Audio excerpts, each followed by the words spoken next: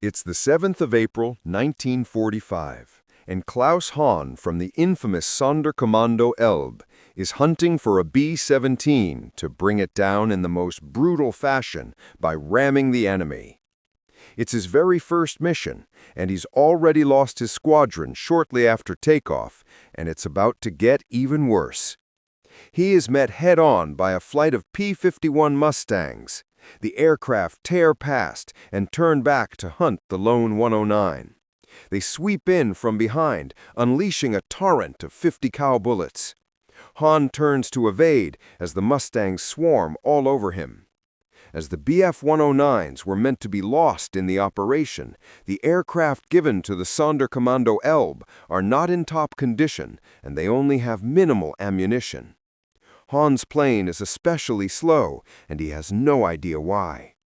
The only option he has is to try and desperately evade, but he just can't shake the Americans from his tail. Outgunned and undertrained, Hahn and his aircraft are peppered with enemy fire.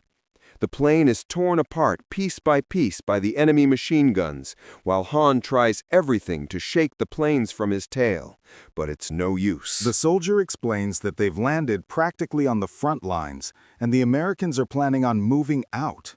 Wentz and his co-pilot glance at one another, not knowing what to do next. "Look, what's that over there?" The men are amazed. It's an incredible twist of fate, as the abandoned plane is a B-17. "Maybe we can take that airplane right there?" "Hey, it's not mine. You can have it." Wentz later discovered that the airfield they had landed in was home to KG-200, a special German unit made up of captured Allied aircraft used for training and covert operations. They had evacuated 2 days prior, all except this one bomber that had yet to be given German markings. Curious, the crew go to check on the mysterious aircraft and find it in rough but serviceable shape. The tanks are even full of fuel. It's too good to be true. They inspect and re-inspect, and everything works.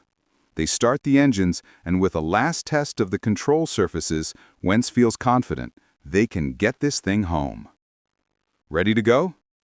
"Hold up, our boys are bringing something from the old bet." Wentz looks out the window and spots the gunner approaching with a piece of the Bf-109's wing. Souvenir! With that, the old aircraft comes to life and roars into the sky. They quickly get as high as they can and head for England. With no escort, no formation, and no ammunition, it's a dangerous flight. That is, until they get well into Allied airspace. What the hell is that? Finally, and fortunately, without the enemy spotting them, they make it to the coast of England. For the second time today, they are landing a B-17, albeit this time one with all of its controls. Wentz makes a perfect landing and hears the celebration of his men over the intercom. "I seem to remember we gave you a brand new plane? Well, that one is down in Germany somewhere." Klaus Hahn was picked up from the German countryside and brought to a hospital at Münster. His arm had to be amputated, but he lived to tell the tale. "I can't say why I still rammed. Perhaps desperation. I won't say that it was courage. I've already made it this far, I thought, so I can also get through a ramming." In the end, the desperate attacks of the Sonderkommando Elbe were pointless. Germany capitulated just 1 month later. With just 150 pilots, they never had a chance to make a dent on Allied bomber formations. Allied High Command never even realized that they were under coordinated ramming attack until documents detailing the efforts were discovered after the war. After the attack, Wentz's crew was relieved of duties. That would be their last mission. They all returned home, and Wentz got to marry his sweetheart as soon as he returned back home. For decades, Wentz had no idea that the ramming had been intentional. He learned about it 58 years later, in 2003, when a young author contacted him asking for an interview of what it was like to be on the receiving end. From there, Wentz got in touch with the Elbe veterans, who relayed the news of the crew's survival to Klaus Hahn. Han found himself overwhelmed with emotion and tears of joy to finally learn, after all these years, that he had not killed an American crew. "Did you hear about that ball turret gunner? He fell out of the plane without a parachute. Yeah, he's even luckier than us. They made a film about him that you can see right here. I was in free Yeah, fall you until should there click was more on it and watch oxygen. it. I pulled the ripcord at about 3,000 feet. The parachute blossoms, and under the stress of his slowing descent, he drifts out of consciousness. Back in the B-17, Wentz desperately tries to keep his B-17 in the air. No rudder or elevator gives them almost no ability to maneuver, but he isn't about to give up. "We're barely stable. I can't hold formation. We're turning back. Be prepared to jump." He knows if he's not careful, he'll hit another plane in the formation. But he only has one more way of control remaining: the throttles. By differing the power on each wing, he manages to get the wounded plane to turn slightly left and right. Red leader, this is Red 4. Took heavy damage, leaving the box. Do you copy?" "Roger that, Red 4. Take care. Red leader out." But it's not a walk in the park. It requires incredible skill. Wentz is focused on the controls as his co-pilot scans the air around them, calling out for nearby planes. "Wentz, watch out! Pull up! Pull up! I can't! I don't have an elevator!" That was close. He manages to carefully extricate himself out of the formation. They get clear from the planes, but now the bigger problem is altitude. With no pitch control, the only thing he can do to control his altitude is change his speed and wait for the aircraft to naturally rise and fall.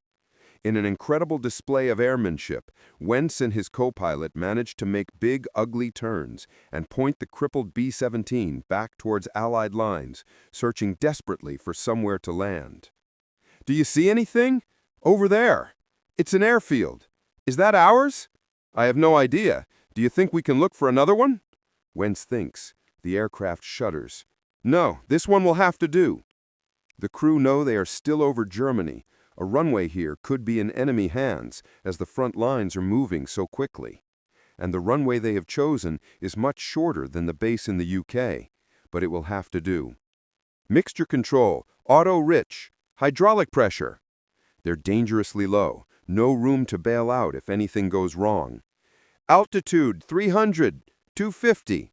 He's only going to get one shot at this. "Engine set to 2100. The barely flying bomber comes in right down the middle of the runway. "Altitude 200, 150. Landing gear down. Not yet, wait. 100. Landing gear now. Wait. Now. Gears down left." Wentz deploys the landing gear as late as possible to avoid disturbing the balance, and moments later, wheels land. Wentz cuts out the throttle and hits the brakes. The aircraft rolls down the runway as relief washes over the crew. They taxi off the runway, glad to be alive, but unaware if they're prisoners of war or not. The men check themselves. They can't believe they are still alive. They carefully exit the stricken plane and thank the heavens that they are still alive. That is, at least for now. The airfield appears completely deserted, but then an American infantryman emerges from one of the buildings. "You aren't supposed to land here. I don't have any choice. The Look at AI the back of the curates a airplane." huge library of beautiful video clips. Start with a prompt, and the AI will give you a draft script and a video. Use the Edit command box. You can change the intro, translate to other languages, or make any adjustments you want manually. You can even clone your voice. It saves you hundreds of dollars by combining the functions of over 10 tools for just $20 a month. Use the link at the description and the code YARNHUB50 to get 2 times the video generation credits in your first month. Klaus breathes what he thinks is his last breath. His Bf-109 speeds up towards the chosen target. He hits right on the tail, and the tail gunner gets thrown back into the waist gunner area. The B-17 is rocked by the strike. In the cockpit, Bud Wentz radios his men. "What happened? Everyone okay?" "We're all fine, but we just got hit by a fighter." "Damage?" "We have a massive hole in the tail. The turret is gone." "How the hell are we going to land this thing?" The next minute is created by our sponsor, InVideo AI. What are the chances to land the plane safely with such extensive damage? Even after losing critical parts like control surfaces or landing gear in a collision, pilots can steer and stabilize damaged planes by adjusting the engine thrust. If the landing gear is damaged, they may perform a belly landing, using engine power to control descent and glide the aircraft safely to ground. This clip was generated by today's sponsor, InVideo AI. Making big-budget videos is hard and expensive, but if you have a story to tell and want to get started on YouTube, then InVideo AI is the world's most popular AI video creator. This isn't AI-generated imagery. You can register for free at invideo.io. A barrage rips through the cockpit, striking him square on the arm, just under his shoulder. He doesn't even feel it as he tries desperately to maneuver and in the process discovers the throttle is unresponsive. But checking again, he realizes it's not the throttle. His entire arm is not moving. He has to bail. He rolls his BF-109 over and prepares to jump. But as he does, his unresponsive arm falls limp against the canopy. Flying upside down, he dives away to try and bail safely, rapidly gaining speed as he falls from the heavens. Han looks up toward the ground, seeing his own limp arm against the glass. But suddenly, a gap appears in the clouds, revealing a sight that makes his skin crawl. It's a formation of B-17s right underneath him, the bombers he so despises. His fury gives him strength, and he retakes the controls and dives to the attack. His eyes lock on a B-17 in the very center of the formation. His life flashes before his eyes, and he contemplates how he got to this point. How, at the age of 17 years old, he saw streams of bomber formations dropping thousands of tons of ordnance upon his home city. The consequences of the bombings, especially dead women, dead children, and dead elderly, triggered sharp emotions. I felt I had to do something. That something was to sign up with Sonderkommando Elbe.